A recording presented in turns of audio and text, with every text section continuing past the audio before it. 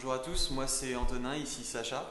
On est les fondateurs de jimmyfairly.com. Jimmyfairly.com, c'est la première marque de lunettes créée sur internet en Europe avec le concept du buy one give one.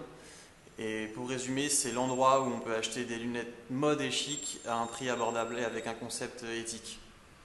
Donc le prix il est unique pour tous nos modèles, vue et solaire, 95 €, qui inclut donc nos montures fabriquées à la main en Italie et nos verres, deux verres correcteurs. Le tout étant avec un service premium, c'est-à-dire que l'essai, vous pouvez essayer 4 paires à domicile gratuitement pendant 4 jours et tous les frais de port sont gratuits sur le site. Voilà.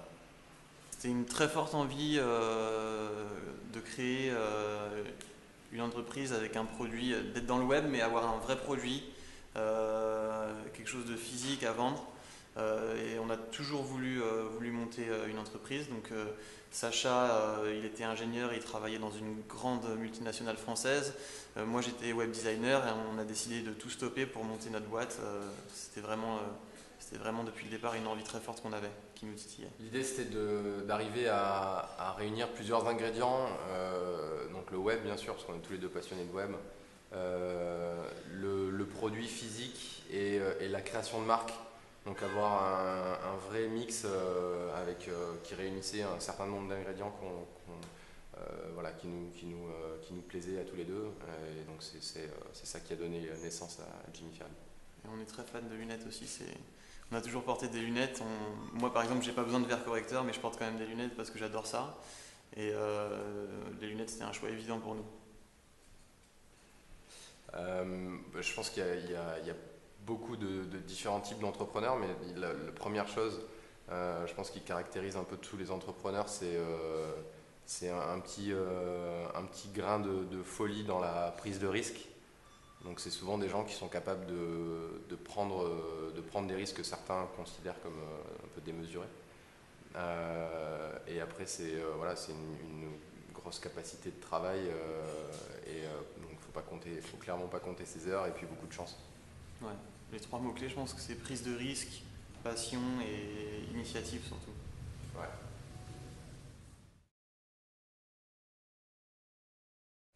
Jimmy Fairly, c'est une marque en fait de lunettes en ligne et il y a plusieurs raisons qui ont fait qu'on a décidé de créer une marque. La première, c'est le secteur de la lunette sur Internet. On a beaucoup regardé un petit peu ce qui se faisait sur le secteur de la lunette en ligne. C'est un secteur qui est assez émergent et qui est en train d'exploser en France et un peu partout en Europe et dans le monde.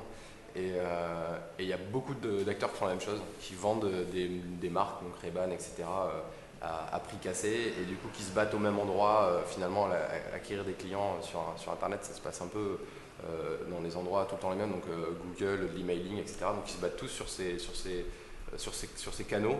Et donc c'est finalement celui qui va avoir le plus de cash au final qui va réussir à s'en sortir. Et nous on s'est dit, on va essayer de se positionner un peu différemment.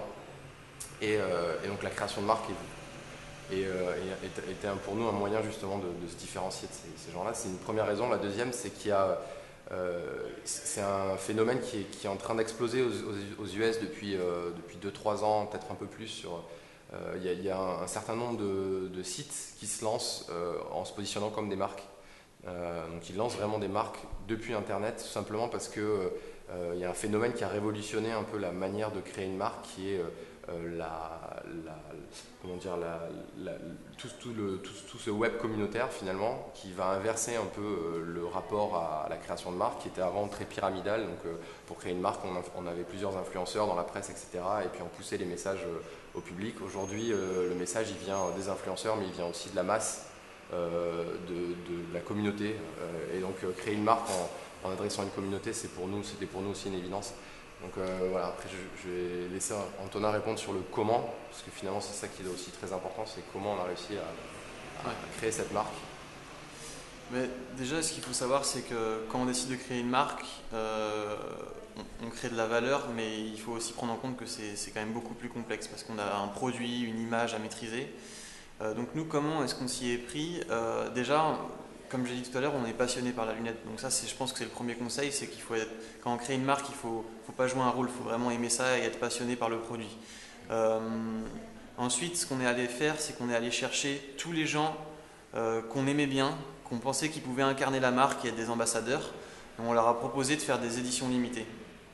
Et en gros, c'était leur dire voilà, dessinons ensemble une lunette, on aime ce que vous faites et on va mixer nos visions pour créer un modèle que vous allez ensuite, sur lequel vous allez communiquer sur vos supports. Donc ça peut être des blogueurs, ça peut être des journalistes, ça peut être des marques. Pour le moment, on a fait essentiellement avec des blogueurs mode comme Eleanor Bridge ou Patrice Cassard. Ce qui nous permet tout de suite d'avoir, en parlant des gens qui ont un fort pouvoir de prescription, d'être introduits dans un milieu qu'on aura choisi, évidemment, parce qu'il fera partie de l'univers qu'on aura défini de la marque. Et tout de suite, on a des gens qui ont déjà une notoriété et qui portent la marque carrément. En fait, ils ne parlent pas juste de la marque, ils la portent. Et ça, c'était, je pense, l'axe de développement numéro un, du fait qu'on ne pouvait pas se payer des campagnes de pub comme Louis Vuitton sur des sidebars ou des habillages sur des énormes sites.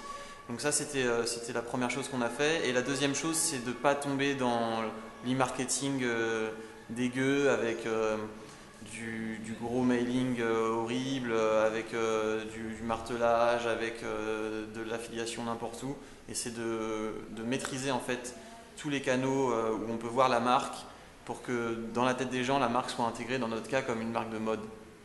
Donc nous, on va chercher des canaux qui sont cohérents avec notre image, c'est-à-dire des sites spécialisés dans la mode, des distributeurs spécialisés mode, des blogueurs mode. Et ça crée toute une nébuleuse qui fait que quelqu'un qui est dans notre cible, qui va sur Internet et qui aime la mode, finit par nous voir plusieurs fois et nous assimiler. Et au bout d'un moment, quand elle pense à acheter des lunettes, elle se dit « Ah, mais il y avait cette petite marque Jimmy Fairley qui était cool ». Et elle pense à nous et elle a la possibilité de venir sur le site. Et jusqu'à présent, ça a très très bien marché. Le deuxième point, c'est qu'il faut vraiment choyer ensuite ses prescripteurs, c'est-à-dire les premiers clients, les clients qui sont amoureux de la marque, parce que ça permet d'avoir un bouche à oreille et un pouvoir de prescription beaucoup plus fort que de traiter les clients simplement comme s'ils étaient des gens lambda. Il faut vraiment faire attention, les écouter et leur proposer de parrainer des gens. Et c'est comme ça aujourd'hui qu'on vend sans faire énormément de marketing et sans dépenser beaucoup d'argent.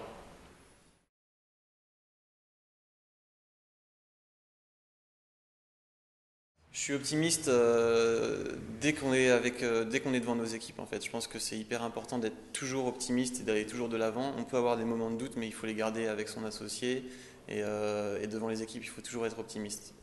Voilà.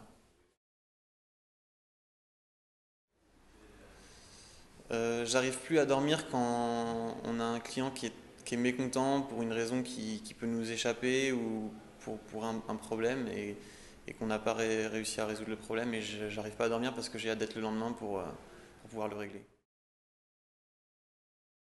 On s'est planté quand on a décidé d'internaliser la logistique, c'est-à-dire de faire les cartons nous-mêmes et de se dire waouh, c'est trop bien de faire des cartons. En fait, on a eu beaucoup de succès dès le début et on a passé notre temps au début à faire des cartons, alors qu'on aurait pu passer notre temps à développer le marketing, le service client et à être plus présent sur les stratégies globales. Et on était en fait en train de faire des cartons. Donc on a fait tout notre possible pour sortir ça le plus vite possible. Et quand vous faites du e-commerce, dès le départ, même si vous êtes à 2 commandes par jour, il faut externaliser la logistique. Je pense que c'est le plus important.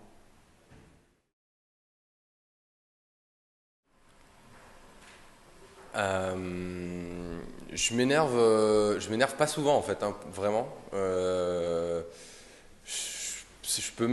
Alors je suis quand même assez, j'intériorise souvent, mais j'exprime. Ouais, quelques fois exprimé envers des prestats ou voilà, quand il y avait des choses qui étaient vraiment pas acceptables. Mais je pense que c'est un de mes travers. Je suis peut-être un peu trop sympa des fois. Je sais pas, j'ai jamais envie de laisser tomber quoi. C'est des fois, il y a des coups voilà, des coups de blues plus parce que t'as des journées comme ça sans raison où genre il y a 6 mauvaises nouvelles qui tombent dans la journée, genre un gros truc qui plante sur le site, un client qui est pas satisfait, un commentaire qui est pas cool, derrière une mauvaise nouvelle des investisseurs, des chiffres pas terribles, et là tu as un coup de blues en général. Mais bon, ça dure pas très longtemps, et puis ça dure une soirée, et puis le lendemain ça va mieux, quoi. Ouais, on peut baratiner des fois quand on veut éviter de faire sortir trop de cash sur le mois et attendre le mois suivant et qu'on dit au fournisseur ouais non mais le virement c'est bizarre, il devrait être passé normalement, qu'en fait on l'a juste pas fait quoi. Et qu'on le fera le mois suivant, mais ouais, ouais, ça peut être une des fois. Ouais.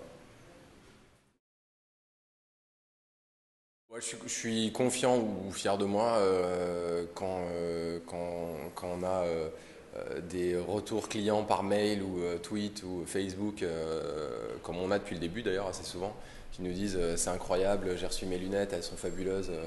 Là, c'est un sentiment assez cool, quoi. Se dire qu'on a pu procurer ça chez des gens qu'on n'a jamais rencontrés, c'est cool.